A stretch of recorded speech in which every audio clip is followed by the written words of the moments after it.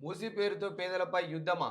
పార్టీల మీద కోపంతో పేదల ఇండ్లు కూల్చొద్దు. కిషన్ రెడ్డి ఇండ్లు కూల్చకుండా అభివృద్ధి చేస్తామంటే నా వేతనం ఇస్తా. బీజేపీ లీడర్లు కూడా శ్రమదానం చేస్తారు.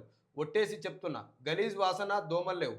నిర్వసితుల ఇండ్లకు కాపలా ఉంటాం. డ్రైనేజ్ సంగతి తేల్చకుండా ఇండ్లు కూల్చడం సరికాదు.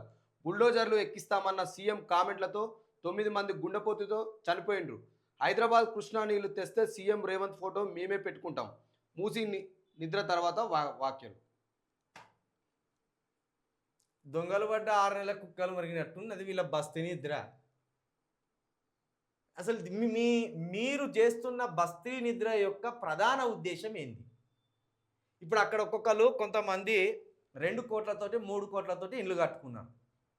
అదే విలువ కలిగిన ఇండ్లు వాళ్ళకు బయట విప్పిస్తారా? లేదు వాళ్ళ ఇండ్లు పోకుండా మీరు కావాలి ఉంటారా?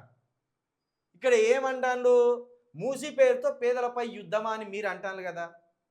మరి అక్కడ డబుల్ బెడ్రూమ్లు ఇస్తాం, వాళ్ళందరినీ అక్కంచెలు 29,000 కుటుంబాలను అక్కంచెలు ఖాళీ చేపిస్తామని రేవంత్ రెడ్డి గారు పంతం పోయిండు. వాళ్ళు ఏమంటారు?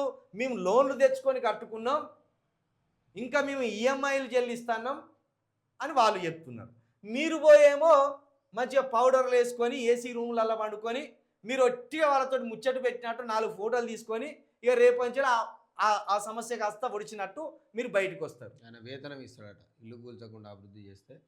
ఆయన ఎంత వస్తుంది? నీకు 10 కోట్లు వస్తుందా నెలకు? కేంద్ర మంత్రి జీతం ఎంత? గంతే ఇస్తావు.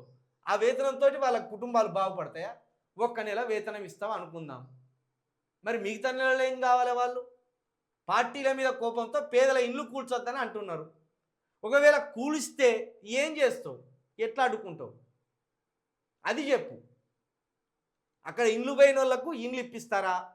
గతంలో బండి సంజయ్ గారు బండి పోతే బండి గుండు పోతే గుండు అన్నాడు. పతక లేదు. మరి ఇప్పుడు ఏం చేస్తారు అనేది తెలుసండి మీరు. సరే, ఇప్పటికైనా మీరు బస్తీ నిద్ర చేసిన సంతోషమే. దీనివల్ల ప్రయోజనం ఉన్నదా? ఒట్టిగానే అట్లా వచ్చిన మాట వరుసకు